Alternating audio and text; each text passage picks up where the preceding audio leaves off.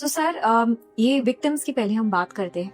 जब ऐसी ट्रेजेडीज में जो विक्टिम्स होते हैं, इनकी आत्माओं की फिर सोल जर्नी कैसी होती है? मतलब क्या उनको इंस्टेंटली दूसरा बर्थ मिल जाता है, या वो उसी प्रोसीजर से जाती हैं जैसे आपने समझाया था कि पहले वैतरणी नदी से आगे जाकर फिर एक हीलिंग भी सेशन होता है, उसके बाद आप चूज कर सकते हैं? देखो, अब ये सोल टू सोल फ्रीक्वेंसी व्यक्ति पर व्यक्ति, पर्सन टू पर्सन डिपेंड करता है। अब देखो, इसमें अनेक तरह के लोग ऐसे गए जिनका कोई दूर दूर तक मतलब ऐसे कोई कनेक्शन किसी चीज से भी नहीं था। करेक्ट। अब एक व्यक्ति दवाई लेने के लिए किसी दुकान पर खड़ा है और वो धमाके में, अब ऐसा भी सुनने में आया कोई व्यक्ति अन्य किसी कारण से वहां पर कोई ऑटो रिक्शा चला रहा है, उसी के आगे ही था वो व्यक्ति जो है ना, उसका वो यूपी के किसी जगह से था, अकेला ब्रेड अर्नर था, लेकिन वो भी ऐसे।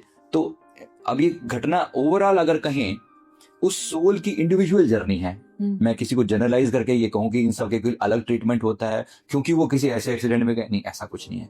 सबकी जर्नी उसी टाइप की होती है, बेस्ड ऑन ये सोल किस लेवल पर किस फ्रिक्वेंसी पर जी रही है, उसके परिवार वालों की अवस्था क्या है, उसके बेस पे उसके आगे की जर्नी होती है। कुछ सोल बहुत शॉर्ट स्टेज में होती है, जितना मैं समझ पाया ना, हमने अपनी मेडिटेशन में ध्यान में उस जगह को हील करने का प्रयास किया, तो डार्कनेस लंबे समय तक वहां मौजूद रहती है। अच्छा। मतलब जब भी ऐसा कोई घटना घटती है जहाँ पे मास लेवल पर लोग गए होते हैं, तो ऐसी अवस्था में उस जगह पर नेगेटिविटी बहुत लंबे समय तक मौजूद रहती है। ये सेम हमने अहमदाबाद प्लेन क्रैश में भी देखा था। हमने कहा भी था लोगों को कि उस जगह पर जाकर उन आत्माओं के लिए प्रार्थना करें। उस जगह पर, ये अहमदाबाद के लोग तो विशेष रूप से लंगर इत्यादि मतलब बना के कुछ बांटें और प्रार्थना करें कि इसका पुण्य उन आत्माओं को मिले और ये आत्माएं मुक्त हो जाए, या उनके निमित्त कुछ जाप इत्यादि किया जाए, या कुछ उनके नाम पर महामृत्युंजय इत्यादि का जाप, ताकि इन आत्माओं को मुक्ति में सहयोग मिले। तो बट सर, अगर वो अपना खुद ही ऐसे कार्मिक पैटर्न चूज कर आई हैं, अपना सोल कॉन्ट्रैक्ट ही उनका यही है कि उनको इस लाइफ में, इस टाइम पे, इस ट्रेजेडी में जाना ही है, तो वो वहीं स्टक क्यों हो जाती हैं? सबके साथ ऐसा नहीं है ना जी, कुछ सारी ऐसी नहीं है। जो सोल वैसी हैं उनको तुरंत रियलाइज हो जाता है, क्योंकि उनको देखो, जब हम इस संसार में है ना, संसार में आत्मा का जो स्वभाव है वो जीव आत्मा के रूप में होता है। जीव आत्मा मतलब हम ट्रैप्ड हैं इस माइंड में। इस वक्त मैं रोल प्ले कर रहा हूँ, तो इस रोल में पूरी तरह ट्रैप हो चुका हूँ। मेरी सोल का जो हायर पर्पज है वो मेरे हायर बींग्स को पता है, मेरे स्पिरिट गाइड को पता है। कुछ सोल्स होती हैं, जैसे वो शरीर छूटा, वो पर्दा एकदम से गिर जाता है, उनको पता, ओहो मैं तो रोल प्ले कर रहा था। ये आत्मा तो तुरंत असेंड हो जाती हैं कि अपने अगले रोल के लिए तुरंत चली जाती हैं। लेकिन जो बाकी सोल्स होती हैं वो शॉक्ड जोन में होती हैं। अब किसी का जैसे परिवार रो रहा है, उसको वो भी दिखाई पड़ रहा है कि देखो मेरे लिए इतने लोग रो रहे हैं, तो उसका लेवल थोड़ा डिफरेंट होगा। अच्छा। तो कुछ समय तक वो एनर्जी उस एरिया में काफी डेंस एनर्जी होती है, क्योंकि वो जो सोल्स होती हैं वो वहां से एकदम तुरंत नहीं जाती, वो अटक जाती हैं, उस एरिया में अटक जाती हैं। उनको हीलिंग की नीड है, उनको लगता है कि कोई उनकी केयर करेगा। हालांकि वहां पर दिव्य आत्माएं मौजूद होती हैं, हर जगह पर एंजल्स मौजूद होते हैं जो उनकी केयर करते हैं, और जो हम प्रार्थनाएं करते हैं, जो हम तर्पण करते हैं, जो उनके लिए दान करते हैं, वो भी पहुंचता है वहां तक, और उनके आसपास में एंजल्स भी मौजूद होते हैं। पर इन्होंने भी तो जीवन में कुछ ऐसा किया होना कि एंजल इनके पास आए, है ना। एंजल्स भी तो अपने आप नहीं आते तो हैं ऐसा, पर ये पहचानते नहीं, इनको लेना देना नहीं। एंजल बेचारे कहे मैं तुम्हें हेल्प करूं, वो तुमको पता ही नहीं, कंसर्न ही नहीं है। वो अपने एक अलग सी शॉक्ड स्टेट में घूम रहे हैं कि वो कैसे क्या, ये अभी तो मेरा शरीर ठीक ठाक था और अभी तो मैं अलग भी हो गया, मैं मर गया। उसको यही नहीं पता लगता कि मैं मर चुका हूँ। तो ऐसी सोल्स की क्या अनफिनिश्ड कर्मास ऐड ऑन होते रहते, ज्यादा होते? अनफिनिश्ड कर्मा भी होते हैं, अनफिनिश्ड कर्मा भी होते हैं। ये जो शॉक स्टेज वाली मैंने बात करी, मृत्यु के बाद एक खास एनर्जी जोन में ही वो रहती हैं। अच्छा। अब अगर इनकी कोई केयर हो जाए, इनके घर वाले इनके लिए प्रेयर करें, तो ये सोल थोड़े समय में, जैसे हमारे यहाँ पर 13 दिन का प्रावधान है, या 1 महीने का या 3 महीने का, इतने टाइम तक ही रिलीज होके अपने आगे की यात्रा पर चली जाए, ऐसा हो सकता है। पर अगर कोई ऐसी सोल अनहील्ड रह जाए, तो फिर ये वो प्रेतात्मा टाइप बन जाती हैं, और फिर किसी जगह पर ट्रैप्ड ही रह जाती है, क्योंकि कोई इनके लिए प्रेयर नहीं करता, कोई इनका लेना देना नहीं। कभी ऐसे वीरानी सी जगहों पे हमें सुनी है वो कहानियां, वांटेड मैं उस पर नहीं जा रहा हूँ, लेकिन समझाने के लिए कि वो कैसी सोल होती है, उनकी कभी हीलिंग नहीं हुई। जी। तो नीड तो उनको भी है, हम केवल उनसे डर के या उनके बारे में कुछ बुरा सोच के नहीं कह सकते।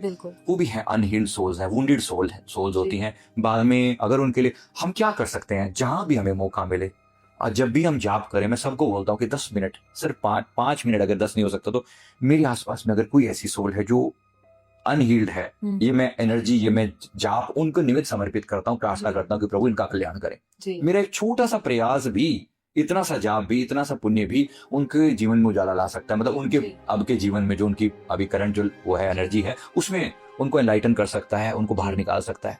तो प्रत्येक व्यक्ति को ये प्रार्थना कम से कम जरूर 5 मिनट जरूर करनी चाहिए, अपने जाप का कुछ फल समर्पित करना चाहिए। बिल्कुल। और सर, ये जो अपराधी सोल्स होती हैं, जो ऐसी डिस्ट्रक्टिव सोल्स होती हैं, वायलेंट सोल्स होती हैं, इनका सोल जर्नी कैसी होती है जब इनकी डेथ होती है, जब ये मर जाते हैं? तो ये पनिशमेंट फेज में जाते हैं या हीलिंग में, या फिर से इनको चॉइस मिलती है कि आपको कैसा जीवन लेना है? देखो, चॉइस तो एकदम से नहीं मिलती। नहीं। सीधी भाषा में देखो कि इतना जघन्य कृत्य करके गए, इतनी डेंस नेगेटिविटी फैला कर गए हैं, तो एकदम से तो इनको कोई प्यार भरा ट्रीटमेंट तुरंत तो नहीं मिलता। यानी अभी उम्मीदें लगा कर गए हैं कि मेरे को तो 72 घंटे वेट कर रही होंगी, यमराज के यमदूत बड़ी बुरी तरह से बैठकर इनका इंतजार कर रहे होंगे, तुम आओ, तुम्हारा हिसाब किताब हम करते हैं। क्योंकि ये अल्टीमेटली देखो, परमात्मा, फिर कह रहा हूँ, परमात्मा सजा नहीं दे रहा है। अगर मैं उस भाषा में बात करूं तो परमात्मा के लिए तो सारे ही बच्चे हैं, लेकिन सोचो एक बच्चा जो है बाहर में किसी को गाली वाली दे के, हमारा अपना बच्चा, मैं एग्जांपल दे के बात कर रहा हूं, हमारा अपना बच्चा किसी को मारपीट आया तो आप ऐसे मन में लाड़ से गले थोड़ी लगाएगा, मेरे बच्चे, मैं तूने बहुत अच्छा काम किया। नहीं, बिल्कुल भी नहीं। मम्मी अगर सच में अच्छी माँ होगी तो एक बार तो खींच के चपेट मारेगी, समझ क्या रखा है तूने, जरूर देगी। मतलब ऐसी कोई बुरी हरकत करके आए और तुम्हें सम्मान थोड़ी मिलने वाला है। तुम इतने लोगों को मार के, तुम कितना भी, तुम्हारा माइंड का पैटर्न जैसा भी रहा हो, तुम जैसा भी फ्रिक्वेंसी में जी रहे थे, कि तुमने ये जघन्य कृत्य किया क्यों? मानवता की हानि अगर करोगे तो तुम्हें कोई प्यार वाला ट्रीटमेंट नहीं मिलेगा। ऐसे लोगों के लिए वो कुंभी बाग जैसे नरक है ना, जाओ फिर सजा भुगतो।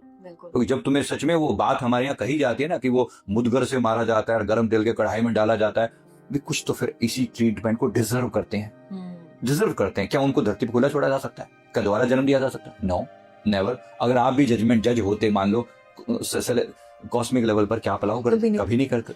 इसीलिए परमात्मा भी ऐसे ही चुनता है। कहीं ना कहीं हम भी उन्हीं किसी के अंश तो हैं, तो हम डिसाइड करते हैं कि इतने बुरे कृत्य करने वाले व्यक्ति का अच्छे से हिसाब किताब किया जाना चाहिए। बिल्कुल, होता भी है, वैसे ही होता है। फिर उसके बाद इनको कोई पशु का जन्म मिलता है। अच्छा। जहां तक मैंने कहा ना कि इतनी हिंसा करी है, अब इनको इंसान बना के नहीं भेजा जा सकता, या भी कुत्ते बनकर, गिद्ध बनकर खा, मरे हुए जानवरों को खा, तेरे को यही शौक है ना ऐसा जी। मतलब इस तरह की चीजों में उसको ऐसे ही, या एनिमल्स को अगर तू इतना ही हिंसक है तो ठीक है, शेर बन के घूम, कुछ मर्जी कर, लेकिन तू इंसान बनने के काबिल नहीं है। बिल्कुल। तो जब वो इतनी लंबे समय तक भुगत के बार बार कुत्ते, बिल्ली, गधे घोड़े जैसी ऐसी, फिर बाद में उनको पशु जैसा जीवन भी ढोना पड़ता है। फिर हम उनके प्रति तरस भी आता है, भी ये व्यक्ति ये इतना बुरी कंडीशन में है, ये ढोते कई जन्म बीत जाते हैं।